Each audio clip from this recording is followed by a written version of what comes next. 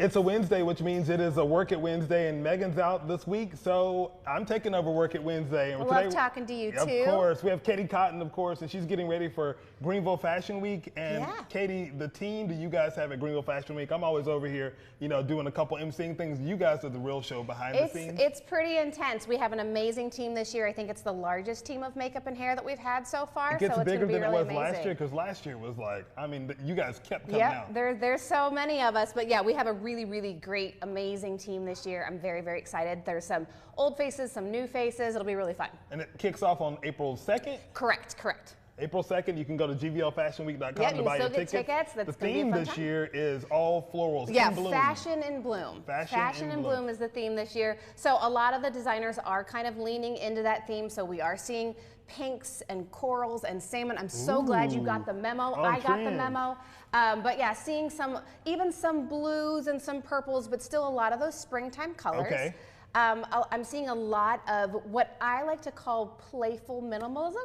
Playful minimalism. So it's a lot of skin. It's really making sure that skin is prepped and hydrated and glowing with that popping cheek, but like not too crazy. Like you got that pop lip, a pop cheek, a really pretty wing liner, but where it's playful. Not clownish. And it's not minimalistic, like it's not there, but it's still playful. Because I feel like these colors they're easy to go crazy with, and we'll see a few designers that will want to go a little bit more bold, where we are like taking those pinks and like really blowing out almost like a pink smoky eye. We will see that. There will be some designers that want but that's that. more for like effect. Correct. A lot of times for fashion shows, you have to find that fine line that you are actually kind of going to enhance the look. It's not about the makeup, it's about the clothes. And so the models are just kind of walking hangers. So we want them to look amazing, but we also want to make sure that we are playing up the vibe that the designer wants. And is it kind of like clothing when you're going out, you take one thing off?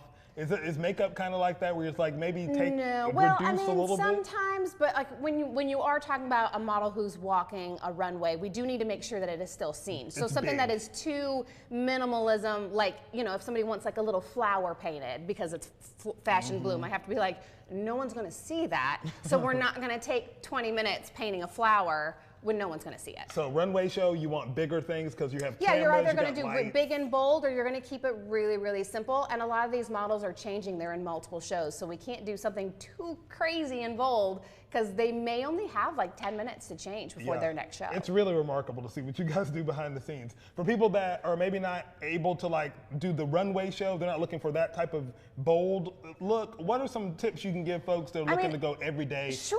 I mean, that's really where that playful minimalism can really, really be effective, because you can say, oh, I love these like pinks that you're seeing, and you can do that like Barbie pink lip, but keep everything else neutral. You don't have to do the Barbie face where you're including like the purple eyeshadow. You just do the pink lip. Or if you really love like that strong, bold, like winged liner, don't do a lot of shadow, just do the wing, or just put on a pair of lashes. There's lots of little things you can do that you can take one of the elements and do that and not do the whole thing. And of course, you're about to be booked up for, all of Fashion Week. Weddings and Fashion Week and people who are going to events, so we do stay extremely busy. Yeah, I know you've seen these same kind of themes for Yeah, we prom really are. too. I mean, anytime you see something that's going to happen in a fashion week or on a runway, that will trickle into what other fashions are. So like as the girls shop for their prom dresses, the number of pink prom dresses I've seen is a lot, and it's a great way to do that. Like, a prom girl she's not a pageant girl. She's not going to wear